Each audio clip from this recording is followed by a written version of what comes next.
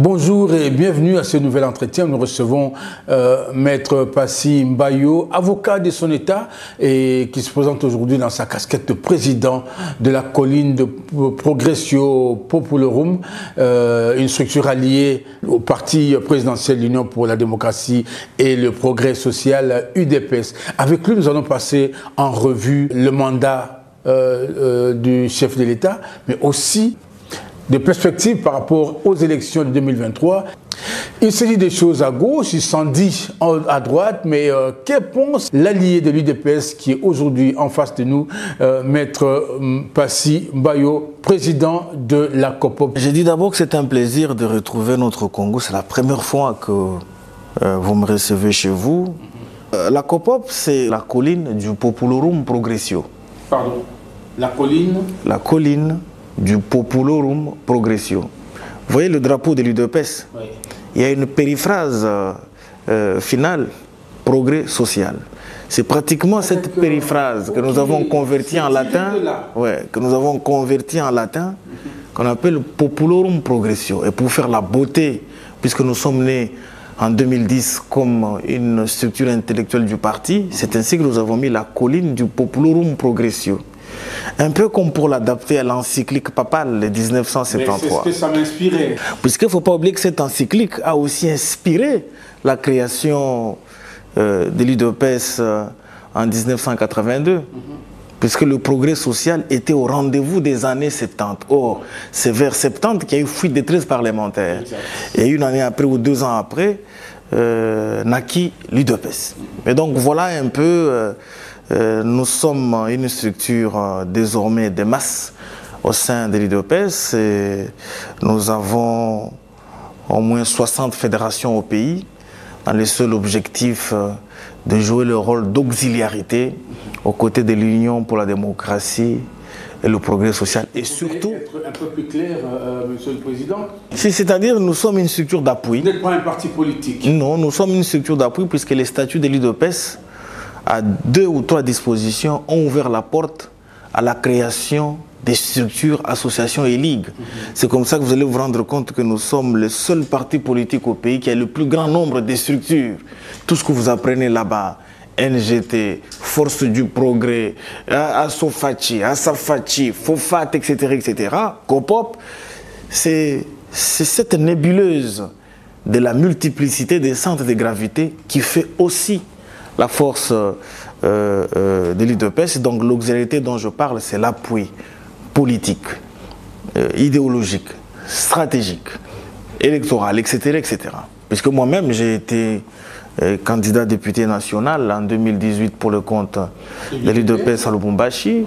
J'en avais été candidat député provincial lors des législatives provinciales, si je peux appeler ça détourné ou escroqué, puisqu'on avait déjà payé les frais.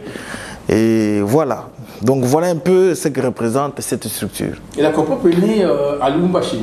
Si, elle est née à Lubumbashi, elle est venue à Kinshasa après.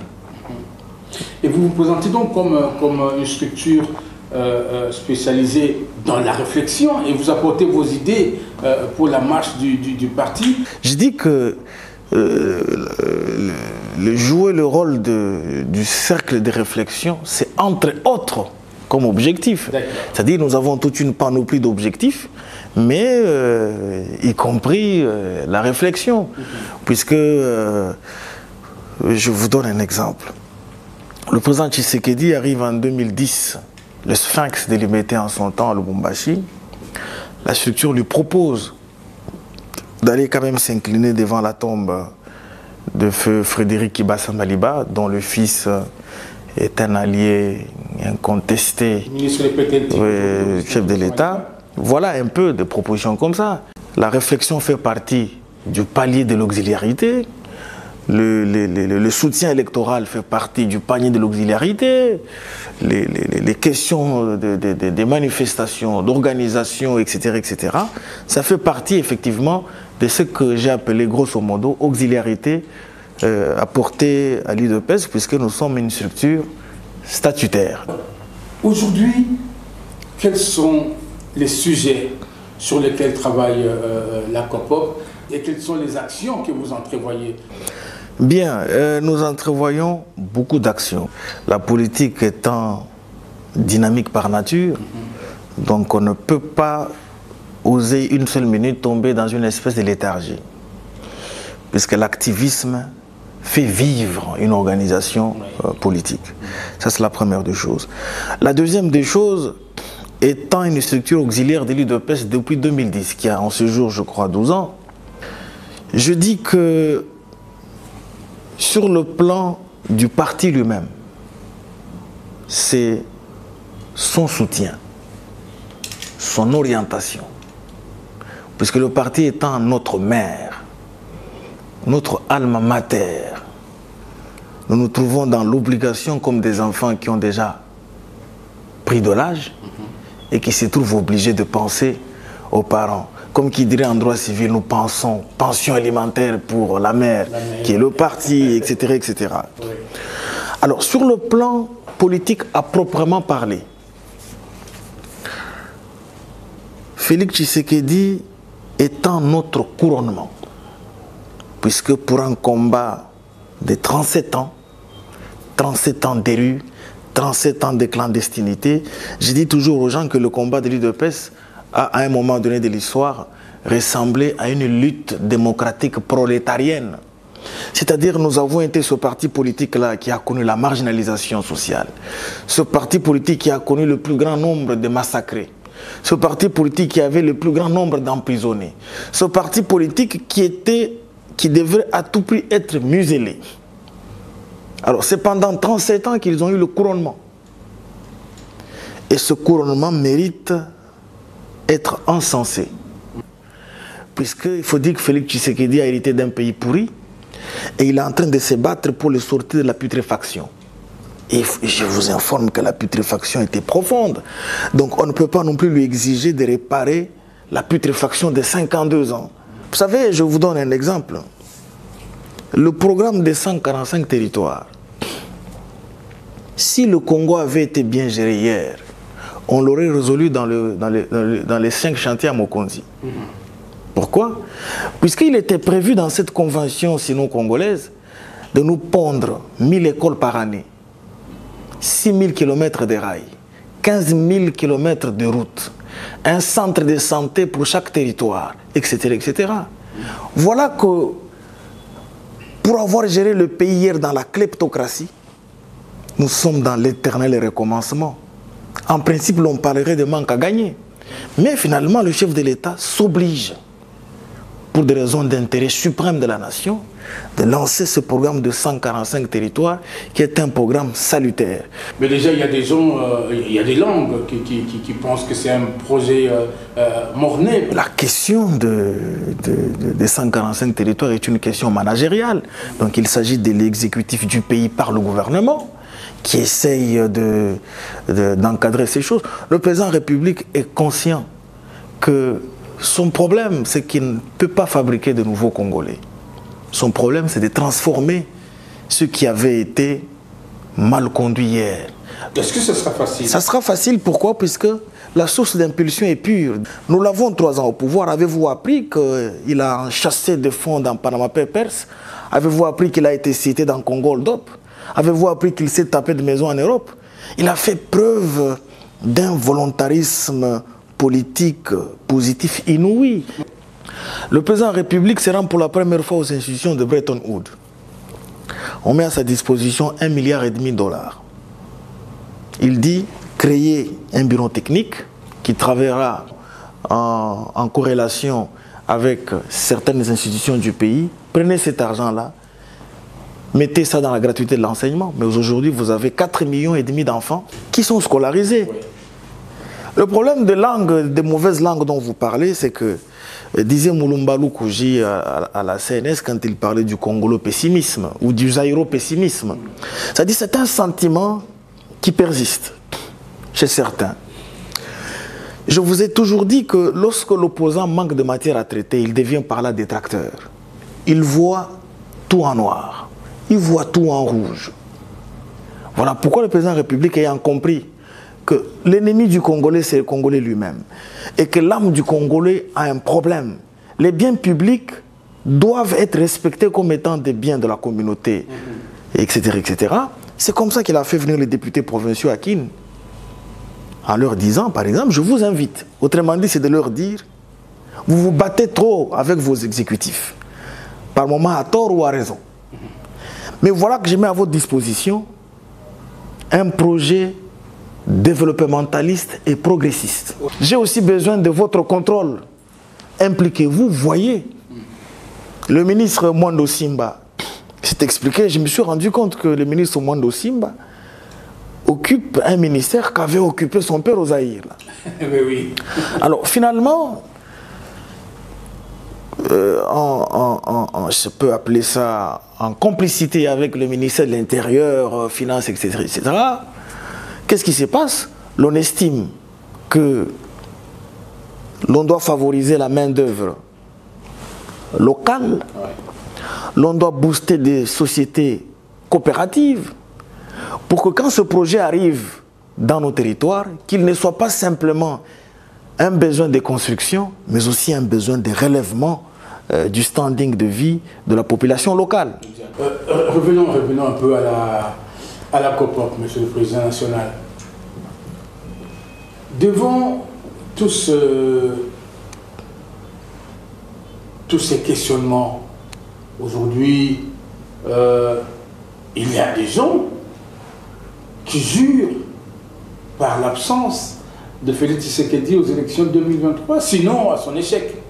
Ce sont des élections interdites aux cardiaques. Tous les challengers du président Félix Tshisekedi en 2023 doivent a priori se rassurer de leur bonne santé. Sinon, le jour de la proclamation, il y a des gens qui vont faire des AVC, qui vont piquer des crises d'hypertension, etc., etc. Je vous explique. La première des choses, le président de la République est né d'un parti politique qui a 40 ans d'existence. Donc, au nom de l'ancrage national, il est bien parti. Deuxième des choses, vous faites la ronde de Kinshasa, l'UDPS est le seul parti politique où c'est tous les jours de la vie que l'on tient des meetings. Ce que vous appelez Parlement debout, c'est le symbole existentiel, le symbole de la vivacité du parti. Ici, le Parlement debout, là-bas, les structures, etc. Ça dit le parti dont il est étiologique vit. La troisième des choses, les alliés. Le président de la République, il est le seul qui a les alliés de taille. Et vous savez les voir à l'œil nu. Il a une confiance totale. Mais d'abord, les alliés ont confiance au chef de l'État. Pourquoi? Parce que le parti politique dont il est né, c'est un éléphant. Et puis les alliés sont en train de se multiplier tous les jours de la vie. C'est-à-dire le président de la République, il est à l'aise. Donc moi je pense que il y a beaucoup plus de peur que... Mais il y a aussi beaucoup aujourd'hui des dissensions au niveau du parti présidentiel. Si, mais écoutez, je vais vous dire une chose.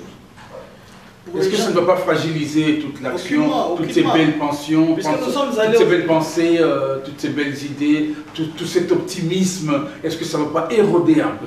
Avez-vous connu ce parti-là tranquille depuis son existence? Non. L'UDPS n'a jamais été tranquille en son sein. En interne? En son sein, je parle, oui, puisque vous parlez de dissension. Oui. En interne. Le parti n'a jamais été tranquille. Pourquoi? Puisque nous sommes un parti politique contestataire et protestataire par nature. Et donc,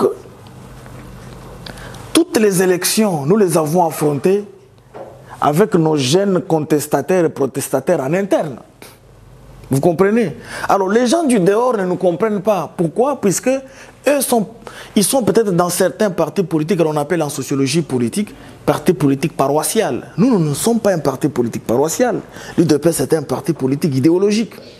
Je vais vous dire une chose. La COPOP est en train de se mobiliser dans ces 60 fédérations au pays pour la réussite du président de la République. Vous comprenez? C'est-à-dire, nous savons comment les élections se passent et nous savons par où descendre le marteau pour que les résultats soient positifs.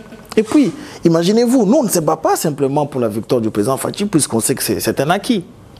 La seule chose qui nous intéresse ici, c'est de lui pondre une majorité parlementaire à tous les niveaux. Ouais. Vous êtes optimiste, il aura un deuxième mandat. Qu'est-ce qu'il faudra que Félix Tshisekedi change ou abandonne ou ajoute à son action pour que le mandat qui va démarrer en 2023-2024 soit complètement différent, mais qu'il amène vraiment à l'aboutissement de son projet? Vous seriez à sa place, qu'est-ce que vous feriez? Et avant d'arriver à des choses qu'il faut changer, mais ça serait de la mauvaise foi. Un président de la République qui accède au pouvoir, il trouve comme réserve bancaire, qu'on appelle documentaire international, d'1 milliard à la Banque centrale. Mais aujourd'hui, il a 3,5 milliards et il est en train de partir vers 5 milliards. Vous comprenez? C'est-à-dire qu'il a effectivement trouvé ce pays dans le gouffre. Et donc, pour parler de la question de tout à l'heure, je dois avouer que c'est la question la plus difficile que vous venez de me poser. Pourquoi? Puisque dans la langue de ma mère, il y a un proverbe qui dit il y a des choses qu'il faut garder au dedans et des choses qu'il faut sortir au dehors. Et donc, je peux stigmatiser quelques éléments comme choses du dehors. Qu'est-ce que Félix Tshisekedi doit faire? D'abord, ce qu'il fait. D'abord, ce qu'il fait, c'est bon. Pourquoi? Puisque ce n'est pas l'homme qui va développer ce pays. Félix Tshisekedi n'a qu'une seule mission, de le remettre sur les rails. Il n'y a pas de développement sans remettre ce pays sur le rail. Disait un champion en matière managériale, Peter Drucker, qui dit qu'il n'existe pas de pays sous-développés, mais il existe plutôt des États mal gérés. Vous comprenez? J'ai suivi le ministre de l'Intérieur dire que l'on a remis à chaque province 500 000 $. Mais ça n'a pas manqué de créer.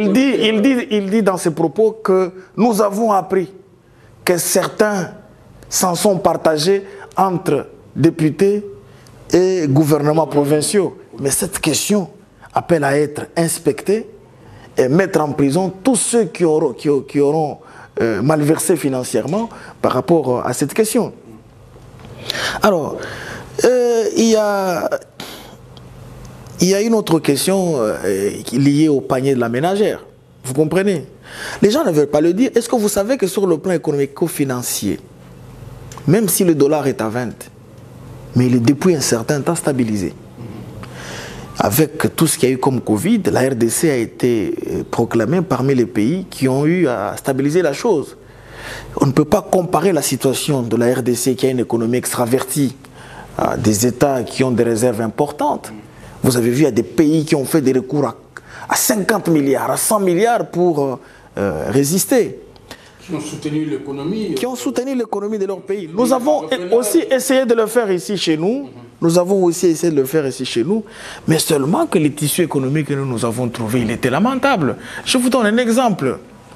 Je dis que la première ferme au monde qui est née avec des millions n'a pris que 40 millions. Le Congo est le premier pays au monde qui a pondu 350 millions de dollars pour l'agro-industriel de Bukangalonzo qui est devenu une poudrière. Vous comprenez? Un manque à gagner pour la République. C'est-à-dire, vous voyez les mêmes gens qui ont détourné dans Bukangalonzo jusqu'à prendre des moteurs amenés dans leurs baleinières. Ce sont ceux-là qui montent au créneau sur les plateaux de télévision en train de dire non, le gouvernement des Warriors en train de patauger, etc. etc. Vous voyez? Ça s'appelle, dans les expressions bantoues, de la sorcellerie. Vous comprenez? C'est vous qui avez détruit les tissus économiques hier, pendant que ceux-ci se battent pour le relèvement. Mais vous êtes le premier à monter au créneau. Non, tel ne marche pas, etc., etc. Et donc, le président de la République, c'est vrai que dans la marche d'un pays, il y a le temps de la carotte et le temps de la chicotte. Ouais. Et donc, je pense que le président de la République... C'est ce que les Congolais réclament. Si, c'est là que j'ai dit. Mais dans la gestion d'un pays, il y a beaucoup de pesanteurs. On ne peut pas vivre simplement de la chicotte sans aussi vivre de la carotte. Dans le domaine judiciaire, je connais un monsieur qui a volé à la République 50 millions de dollars. Et puis, bon, l'on se rend compte que c'est vrai qu'il est en justice. Entre autres, il commence à négocier avec la justice. Il dit, je vais retourner les 50 millions que j'ai payés à la République. Je rappelle à ceux qui nous suivent que dans l'histoire de notre pays, c'est pour une fois dans l'histoire qu'on a retourné des millions à la République. Sauf erreur de ma part, ça va nager dans 147 millions de dollars retournés. C'est-à-dire que ça appelle un peu comme une espèce de politique de l'embrayage et de l'accélérateur en même temps. Mais j'ai dit au président de la République, je crois que le temps du fouet a sonné. Quand je dis fouet, ce n'est pas le fouet qui viole le principe des droits de l'homme qu'on appelle habeas corpus, non. Il s'agit du fouet pour remettre les choses sur les rails. Donc voilà un peu comment se présente la situation. Donc pour le reste, qu'il continue à aimer la République comme il le fait. J'ai vu une image qui a été d'ailleurs commentée par votre confrère Kaboulo, Moana Kaboulo. J'ai vu un président de la République lorsque Bakambu a raté ce qui pouvait être le deuxième but. Oui. Oui. On a tous vu l'image du président. J'ai vu le président faire une espèce de soliloque. Oui. Oui. Faire une espèce de soliloque. Et quand quelqu'un fait des expressions pareilles, ce sont des sentiments d'attachement passionné à la patrie qui nous ont manqué hier. Et ce qui fait en sorte que nous devons l'avoir pour un deuxième mandat. Et puis un autre Congolais viendra pour faire la course de